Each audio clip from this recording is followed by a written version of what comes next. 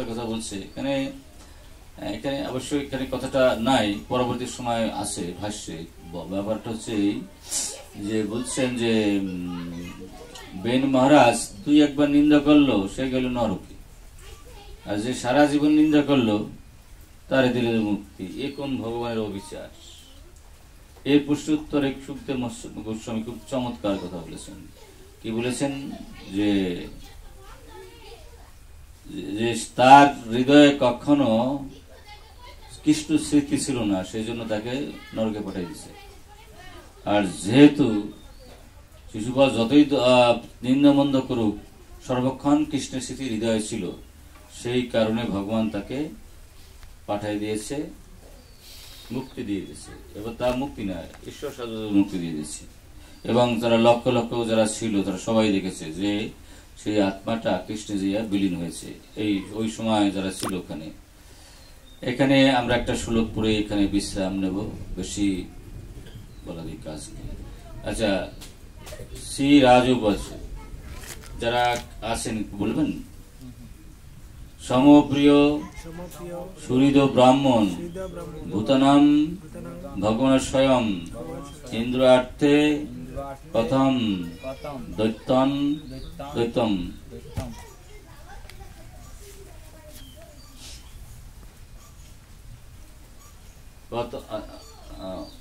অবধিত বিষম যথা। অন্যগুলো বলুন কি প্রকার। শ্রী রাজা অবচ মহারাজ প্রকৃত বললেন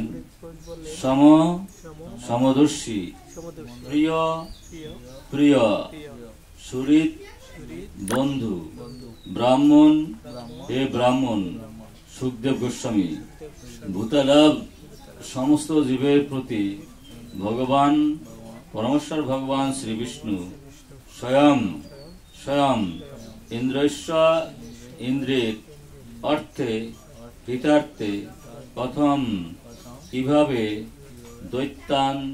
দৈত্যদেব অবধিত বধ করেছিলেন বিষম পক্ষপাত যথা যেন। অনুবাদ। মহারাজ পরীক্ষিত জিজ্ঞাসা করলেন, হে ব্রাহ্মণ, ভগবান শ্রীবিষ্ণু সকলের প্রতি সমদর্শী সুহৃদ এবং পরম প্রিয় হওয়া সত্ত্বেও কেন দেবরাজ ইন্দ্রের জন্য অসমাদর্শীর মতো ইন্দ্রশত্রু দৈত্যদের বধ করেছিলেন? সর্বভূতে সমদর্শী ব্যক্তি কিভাবে কারো প্রতি পক্ষপাত এবং অন্য কারো প্রতি বহির্ভাব প্রদর্শন করতে পারেন? তাৎপর্য। ভগবদ গীতায় ভগবান বলেছেন, সমহম সর্বভূতেষু ন মে দেশোস্তি ন প্রিয়। আমি সকলের প্রতি সমদর্শী, কেউ আমার প্রিয় নয় এবং কেউ আমার শত্রু নয়। কিন্তু পূর্ববর্তী স্কন্ধে ভগবান আমরা দেখতে পাচ্ছি যে ভগবান ইন্দ্রের পক্ষ অবলম্বন করে দৈত্যদের সংহার করেছিলেন। স্পষ্ট ভাবে ইন্দ্রের পক্ষপাতিত্ব করেছিলেন। আত্মা সকলের পরম প্রিয়, তেমনি পরমাত্মা সকলের অত্যন্ত প্রিয়। অতএব পরমাত্মার পক্ষে ত্রুটিপূর্ণ আচরণ সম্ভব নয়। জীবের রূপ এবং পরিস্থিতি নির্বিশেষে সকলের প্রতি ভগবান অত্যন্ত কৃপালু। তবু একজন সাধারণ মানুষ বন্ধুর মতো তিনি ইন্দ্রের পক্ষ অবলম্বন করেছিলেন। সেটি পরীক্ষিত মহারাজের প্রশ্নের বিষয়বস্তু ছিল। শ্রীকৃষ্ণের ভক্তরূপে তিনি ভালোভাবেই জানতেন যে শ্রীকৃষ্ণের মধ্যে পক্ষপাতিত্ব দোষ থাকতে পারে না। কিন্তু তিনি যখন দেখেছিলেন যে শ্রীকৃষ্ণ অসুরদের শত্রুরূপে আচরণ করেছিলেন, তখন তার মনে কিছু সন্দেহ হয়েছিল। তাই সেই সন্দেহ নিরসন করার জন্য তিনি শ্রী সুখদেব গোস্বামীর প্রশ্ন করেছিলেন। ভক্ত কখনো স্বীকার করতে পারে না যে ভগবানের শ্রীবিষ্ণু প্রকৃত গুণ সমন্বিতা। এখানে এই যেখানে কথাটা যেটা বলছে, আমরা এই যে যারা আছি আগে যত জীব আছে ব্রহ্ম পর্যন্ত সব জীবের মধ্যে প্রায় দেখা যায় রজগুণ, তমগুণ বা সাত্বিক গুণ থাকে, প্রায় দেখা যায়।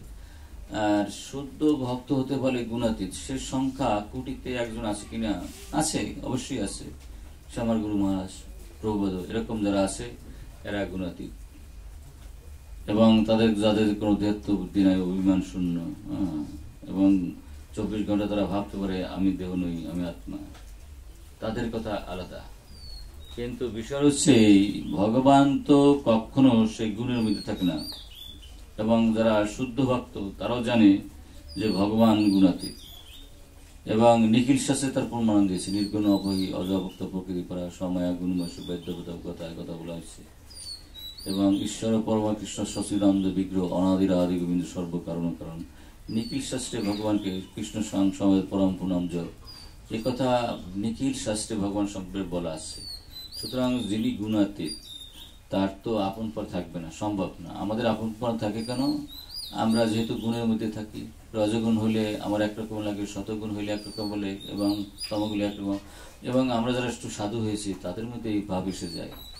যখন মানে রজগুণের প্রাধান্য হয় তার নিচে কর্তা মনে হয়, আর তমগুণের প্রার্থনা তখন আর অন্য ভালো কিছু ভালো লাগে না, ভাবে কি আমি সব ভালো, এরকম কিন্তু হয়। সাধুগুলোর মধ্যে আমি দেখেছি লাগাই দেয়, তাই না?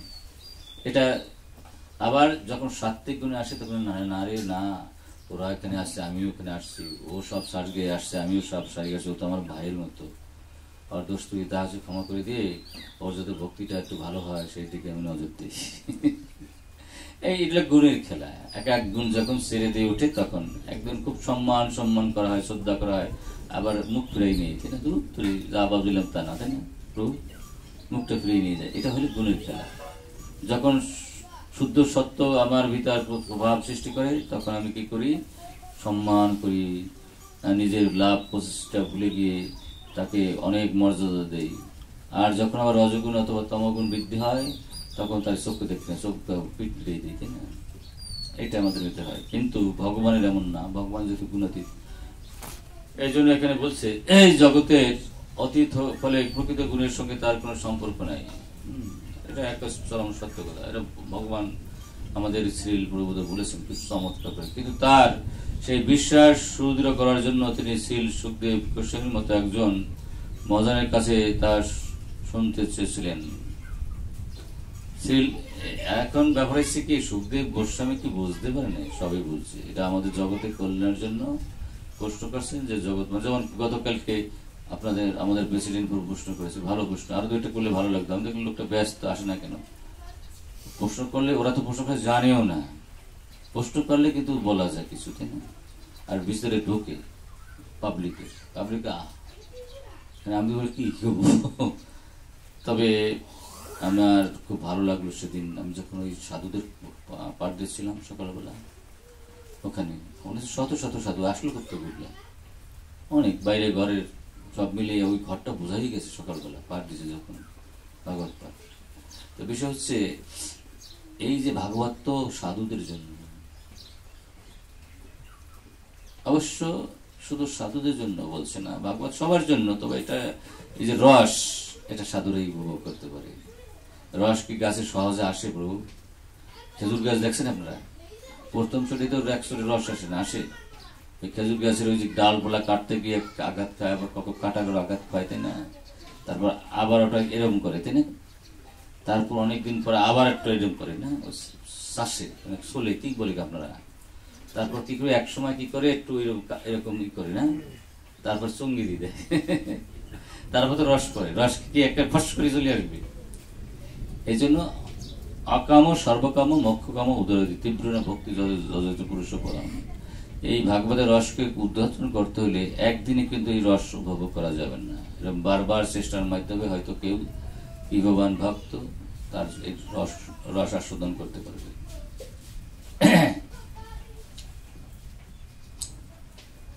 এই জন্য জগৎকে এই রসকে বিলান করার জন্য সুখদেব গোস্বামী সুন্দর করে প্রশ্ন করলেন, আর এই প্রশ্নের উত্তরগুলো এক এক করে দেওয়া হবে কি চমৎকার। শ্রী বিশ্বনাথ চক্রবর্তী ঠাকুর বলেছেন সমস্য কথনাম বৈষম্যম, ভগবান যেহেতু সকলের প্রতি সমদর্শী তাই তিনি কিভাবে ভক্ত করতে পারেন। প্রিয়স্য কথাম অশুরসু ভাব, ভগবান অন্তর্যামী তাই তিনি সকলের অত্যন্ত প্রিয়, তাই কিভাবে তার পক্ষে অশুদ্ধের প্রতি প্রতিকূল আর প্রদর্শন করা সম্ভব, তা পক্ষপাতহীন কি করে হয়।